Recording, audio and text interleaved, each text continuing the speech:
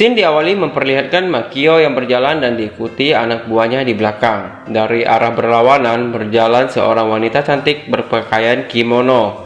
Wanita itu berjalan mendekati Makio dan menghentikannya.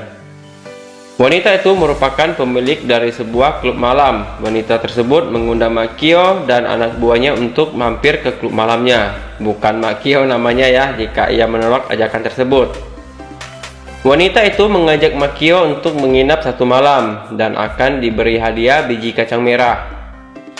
Saat Makio menghayal, tiba-tiba Kuroi menelepon dan menyuruh Makio segera pulang untuk belajar.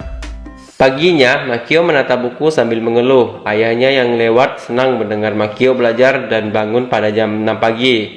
Ia bahkan mulai mengajak Makio untuk makan malam bersama karena selama ini semenjak ibunya Makio meninggal, mereka belum pernah melakukan hal tersebut. Makio yang mendengarnya pun sangat terkejut. Saat pergi ke sekolah, mobil Makio berhenti di tengah jalan tak jauh dari sekolah. Kuroi meminta Makio berjalan kaki dengan alasan sangat berbahaya jika mereka mengantar Makio dekat dengan sekolah. Takutnya identitas Makio bisa ketahuan.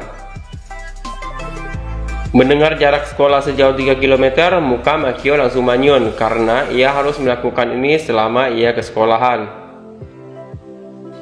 Kuroi dan Kazuya memberikan hormat ala Yakuza untuk menyemangati dirinya. Dengan rasa malas, Makio terpaksa berjalan kaki. Saat sedang berjalan, langkahnya pun terhenti. Rupanya, ia melihat majalah dewasa yang tergeletak di jalan. Makio melihatnya sebentar dan langsung dikejutkan dengan suara Umemura yang memanggilnya. Makio langsung membanting majalah itu dan menginjak-injaknya dengan panik. Umemura yang hanya melewatinya berhenti dan berteriak ke Makio agar ia cepat karena mereka sudah hampir terlambat. Makio, Umemura, dan murid lain yang keluar dari setiap gang berlari kencang agar tidak terlambat. Gara-gara Makio yang terlalu percaya diri saat lari dan salah jalan, mereka harus terlambat untuk mencapai pintu gerbang. Makio dan murid lainnya yang terlambat harus menerima hukuman dari guru olahraga. Mereka disuruh berbaris dan melakukan senam yang diberi nama senam Agnes.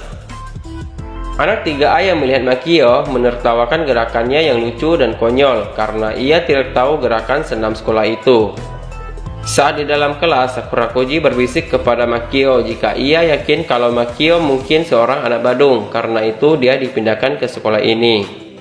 Sakura Koji juga berjanji akan merahasiakannya dan mulai saat ini akan memanggil Makio dengan sebutan Maki. Untung bukan Meki. Kacang merah, kacang merah. Lanjut, Makio hanya terdiam bingung dan sedikit terkejut saat mendengar pernyataan Sakura Koji yang tentu saja tidak benar.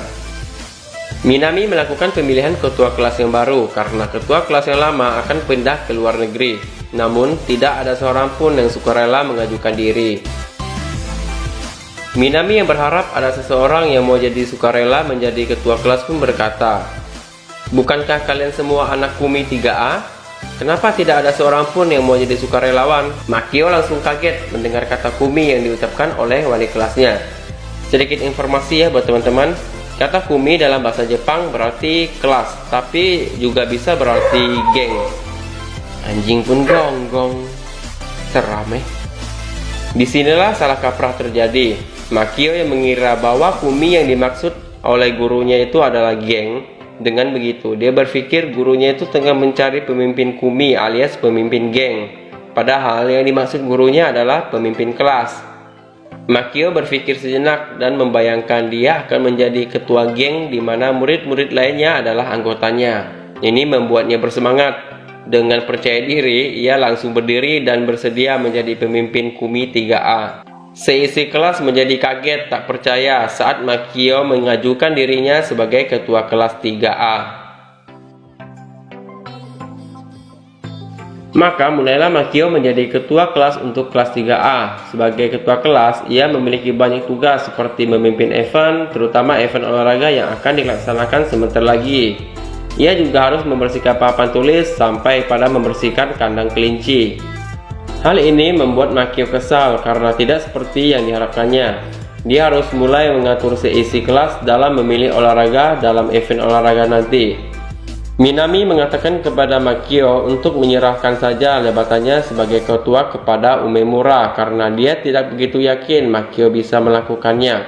Tapi Makio tetap berusaha sebisanya. Untung saja Umemura membantu Makio dalam mengatur event.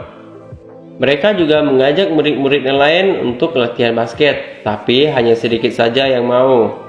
Umemura sempat membawa Okumoto dan satu temannya lagi untuk gabung, tapi akhirnya mereka juga tidak mau latihan karena tidak begitu suka dengan Makio. Hal ini membuat Makio sedikit sedih. Di geng Yakuza, dia selalu merasa sangat percaya diri dan menganggap dirinya paling kuat. Tapi sekarang ia justru lemah dan kehilangan rasa percaya diri di hadapan teman-temannya. Malamnya, Makio kembali diajak makan malam keluarga oleh ayahnya. Makan malam mereka tampak masih kaku dan dingin, sampai-sampai mereka bingung apa yang sebaiknya dibicarakan pada saat makan malam keluarga. Setelah selesai makan, Kuroi bertanya kepada Makio kenapa dia tidak menceritakan hal-hal seperti dia menjadi pemimpin event olahraga ataupun tentang kegiatan lainnya di kelas.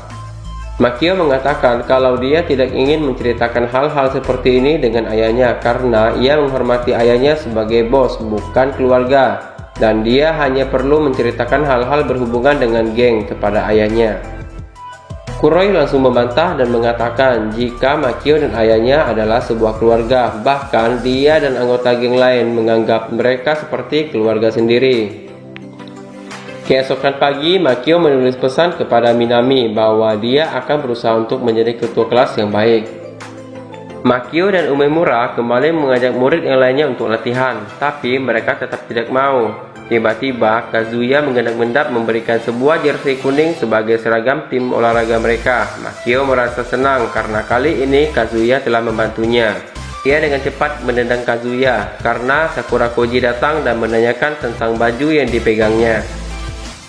Tapi tetap saja Kazuya masih setia dan tampak begitu menghormati Makio sebagai bosnya. Dari jauh, Kazuya tampak kesal mendengar Sakura Koji yang memanggil bosnya dengan sebutan Maki karena Kazuya sendiri memiliki panggilan khusus untuk Makio yaitu Amiki. Saat latihan basket, Makio mengatakan bahwa dia tidak begitu yakin menjadi ketua kelas karena yang mau latihan hanya 4 orang. Sakura Koji membantah dan mengatakan kalau mereka bisa tetap latihan meskipun hanya 4 orang saja. Umemura pun membenarkan pernyataan dari Sakura Koji.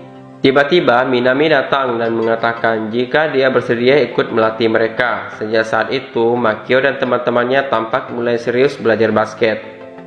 Adegan pun pindah. Tampak Makio menaruh jersey kuning yang merupakan seragam mereka di atas meja Okumoto. Tiba-tiba Okumoto datang dan bertanya apa yang Makio lakukan di mejanya.